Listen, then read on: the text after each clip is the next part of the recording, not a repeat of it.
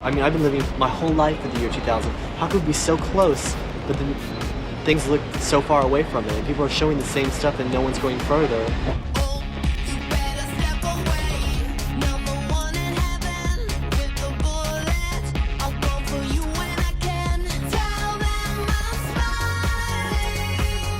This is Throwback Thursdays, and I'm Tim Blanks. If you're a lover of pink poodles, you might want to share what we're about to see with your friends. If you love what Jeremy Scott's doing at Moschino, you might want to share what you're about to see as well. Because we're looking at one of the first shows he ever put together in Paris at the end of the 90s. He had such an ideal vision of what Paris fashion was going to be all about.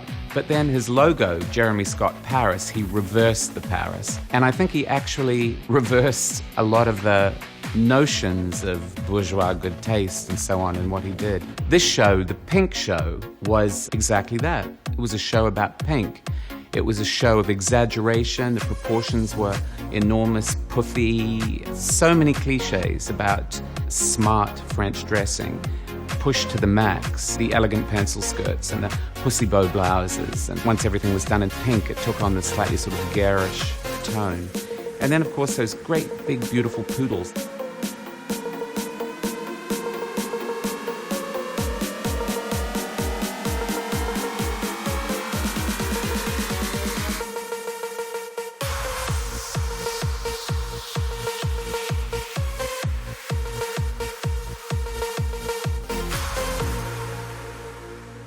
Jeremy himself at that time was a real little piss and vinegar guy. He was totally unfazed by showing in Paris. I'm trying to present things and say, look, these are things. Take them or leave them, love them or hate them, but propose them, because no one's proposing anything. His earliest champion was Isabella Blow, who was very, very good at getting the word out about young talent. She used to wear this amazing sunray pleated white thing he'd made, and people would see this great outfit, and by the time he started showing, there was a real buzz.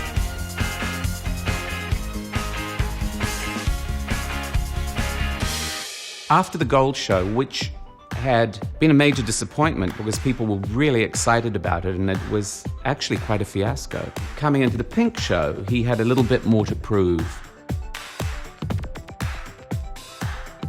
I don't know if it particularly restored the luster. That was probably too much to ask of it. But it really has a charm that's endured, and you think of how young he was when he did this show and what a sort of love letter to fashion it is in a way.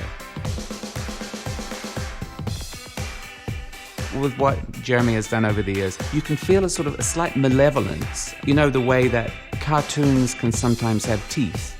You're never quite sure whether you're looking at something that is the most ironic thing you've ever seen or whether it's actually a celebration. And it's interesting to trace all of that back to these first shows in Paris.